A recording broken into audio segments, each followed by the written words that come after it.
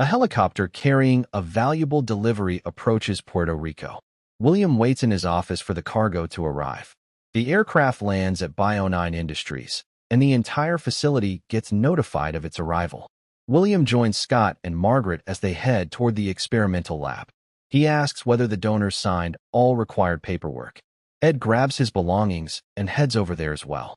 The donor gets unwrapped and positioned in the lab beside a robotic body.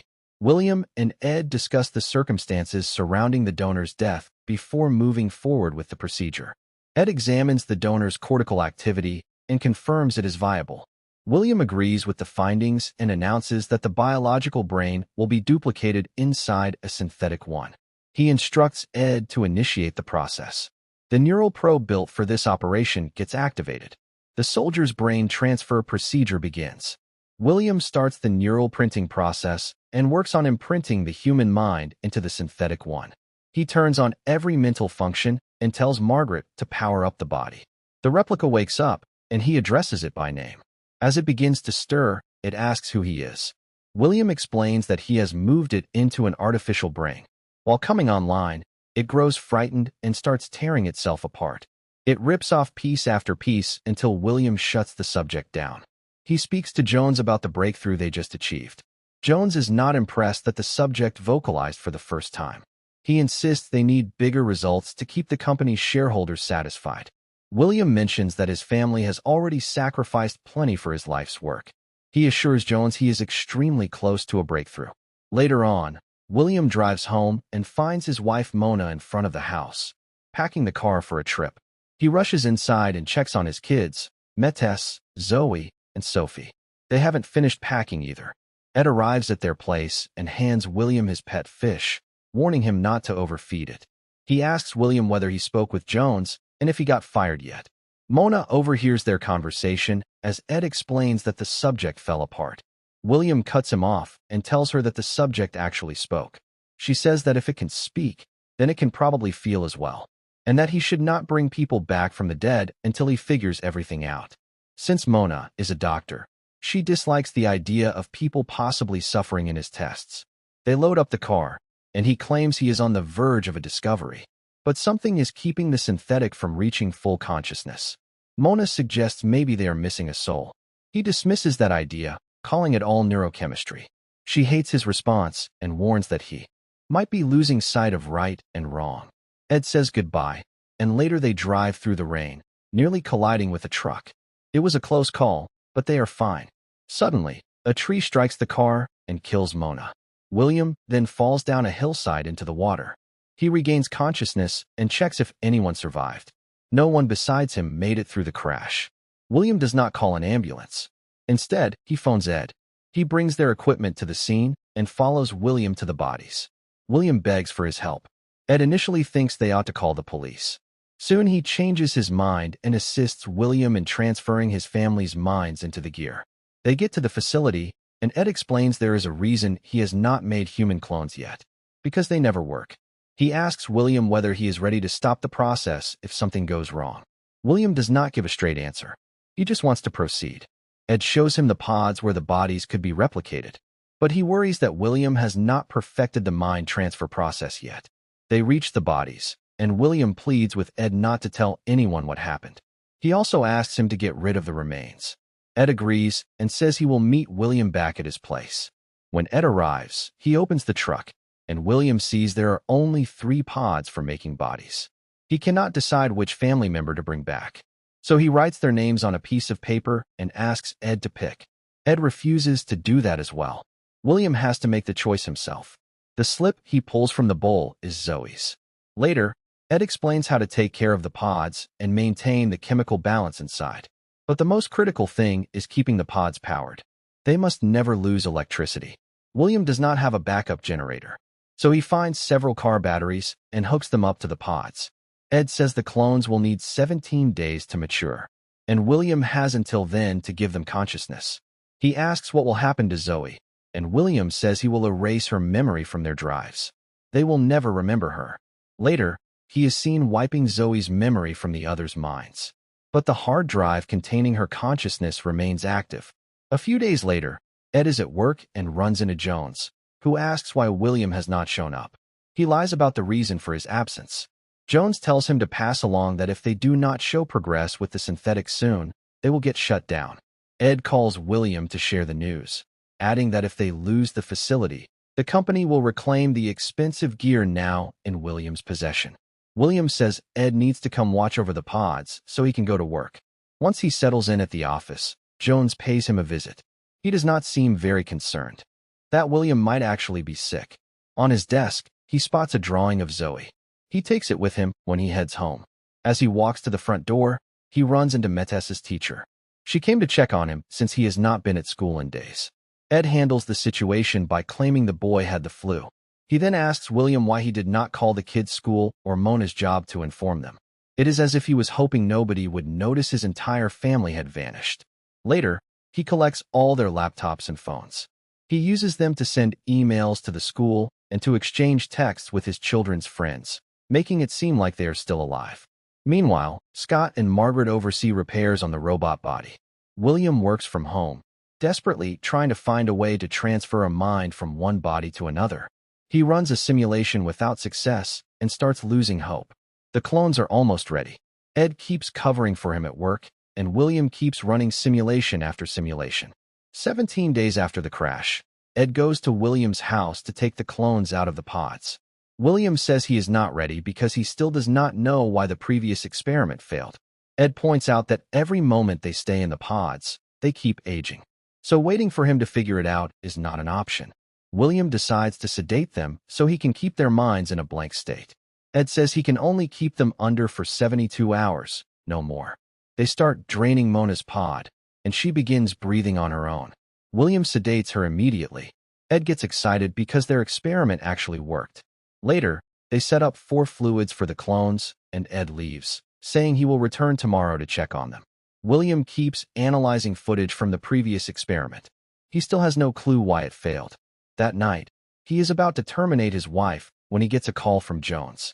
While talking to him, he notices that every time he touches Mona's clone, her heartbeat rises. When Ed arrives at the house, William says he has figured everything out. He takes him to Mona and shows him what he discovered. He then explains that the reason the brain transfer fails is that the mind is not in its original body. When placed inside a synthetic brain, the mind panics because it cannot find its own flesh. The solution to transferring a mind into a synthetic is to trick it into believing it is inside its own body. And it should be even easier with his family since the bodies are their clones. They get ready to start transferring Mona's mind into the clone body. William coordinates the upload process and then begins the printing. When it finishes, Ed panics because nothing is happening until she suddenly starts convulsing. She wakes up and recognizes him. He puts her back to sleep and does the same with the kids, then gets the house ready for them. At the end of the day, after everything is done, Ed leaves and says he will see him at work. William goes back inside and starts cleaning up, removing all evidence of what happened. Finally, he needs to get rid of everything belonging to Zoe and make it seem like she never existed. He packs up all her things and throws them away. Later that night, he lies in bed beside his wife. William wakes up the next morning and finds Mona gone. When he rushes downstairs, he sees all of them having breakfast as if nothing had happened. Mona says she feels great and goes out for a run. His kids ask for pancakes, and he makes some. While running, Mona suddenly feels a sharp pain in her abdomen. When she gets back, she pours milk into a glass, and they notice it is curdled, but Mona says she just bought it the other day. William gets a call from Ed saying a new donor is arriving at work. He says that if William does not want his secret exposed, he had better show up. He tells his clone family he has to leave for work, and they see nothing wrong with that. But Mona finds his behavior odd. Later, William and Ed get the donor ready for transfer. William considers it unfeasible because he does not want to put someone else through the rejection phase again, and through all the suffering that would bring. Jones is pressuring them, and Ed gets upset that they skipped the transfer. William gets the idea to transfer his own mind into the synthetic brain. He takes the transfer gear into the bathroom and runs the transfer protocol on himself.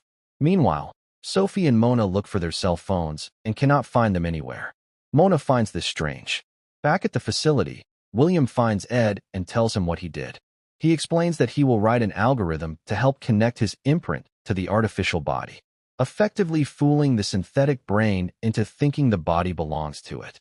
The added benefit of him being inside that body is that he can establish himself as the baseline for transferred consciousness. William arrives home that night and finds Mona upset, telling him she feels like something is wrong with her. She cannot remember many things that happened in recent weeks. He comforts her and tells her she should rest. Then he goes to the basement and writes the algorithm. The hard drive containing his consciousness gets placed alongside the others. Later, Sophie has a nightmare about her mother dying and calls out for her. William enters her room and tells her it was just a bad dream. He takes her back to the basement and rewrites her memory to erase the recollection of them dying. Mona catches him there and asks what he did to Sophie. She demands to know the truth. William admits he brought them all back from the dead. They talk later, and she asks how he could do such a thing. He says he could not bear to lose them and had to do it, which she understands. The next day, the family runs into Ed at the market. Mona thinks she sees something and almost remembers Zoe. They have dinner together that night, and William asks if they should move to a new house. Sophie asks who Zoe is, saying the name is scratched into her closet with a crayon. The three of them start recalling small details about her, and Mona confronts William about it. He tries to lie to her, but she sees right through him. Suddenly, the doorbell rings. William opens the door for Jones, who greets Mona and asks for a quick word with him. He says he knows everything William did and calls his family the company's test subjects on loan. Jones is not willing to let them walk around as if everything is normal. He fears the consequences if someone discovers them. William tries to negotiate, saying he knows how to make the synthetic brain work. Unfortunately, Jones is not interested in that. He explains that the company is not even a biomedical firm, but is actually part of the weapons industry. He has another plan for William's discoveries, telling him to hand over the algorithm and then say goodbye to his family. William goes to get it while Jones texts two assassins to get ready. When he comes back, he tries to drug Jones, but only manages to knock him down. He destroys the algorithm and explains everything to Mona about Zoe and the company he works for. William says they need to flee, so they get in the car and escape before the killers realize what is happening. Jones wakes up and sees the destroyed algorithm, realizing it cannot be recovered. His men enter and show him the tracker they have on the family. He tells them not to shoot them in the head. Meanwhile, a car starts chasing the family, ramming into them. They manage to get away as William tells Mona the trackers are inside them, attached to their central nervous system, and cannot be removed. Mona has another idea and tells him to drive to the clinic where she works. When they arrive, she puts them in a room and tells Sophie to get on the bed while she prepares a defibrillator. She explains that she can fry the trackers that way. Meanwhile, the killers reach the hospital and notice one tracker goes offline. Mona places the defibrillator on Metes's chest and shocks him. The assassins kill the security guard. William gets ready to shock Mona. Her tracker disappears, and the killers lose their signal. The family escapes the hospital as Jones calls someone. William leads them to the marina and tries to reach Ed's boat. While looking for the keys, the assassins arrive and grab the kids and Mona. They get taken inside, but they buy them some time. Ed is in the office, and Jones returns his boat keys. Meanwhile, Mona and the kids get led further inside. They say William just needs to cooperate, and everything will be fine. But she responds that they will just kill them anyway. Meanwhile, William reaches the facility. Ed explains how everything with Jones went down, admitting he was in on the scheme from the start. William walks in, and Ed apologizes. He tries to negotiate with Jones, who kills Ed to make his threats more serious. William recreates the algorithm for him and starts the printing process inside the synthetic brain. He powers up the body without anyone noticing. The body starts moving and breaks free from its restraints. William goes back to Jones and hands over the algorithm. Just as Jones is about to kill Mona, the robot walks in, declaring it is there to protect its family. The assassins shoot at it, but it tears them apart. The family gets in the car, ready to leave. But William cannot simply abandon the robot. He stops it from killing Jones just in time. The two talk, and the robot says the body feels like its own. Jones warns that even if they kill him, the company will still come after them. William and the robot offer him a deal he cannot refuse. The robot says William should go with his family, and it should stay behind to handle Jones. He proceeds to imprint Jones's mind. 17 days later, A clone is ready to emerge from its pod. The family is on vacation at a beach, and William brings Ed to meet them. Mona hugs him. Sometime later, Jones goes on a boat, selling William's invention to a wealthy old man. The robot handles the transaction for him. Thus concludes Replicas, a science fiction and suspense film from 2018.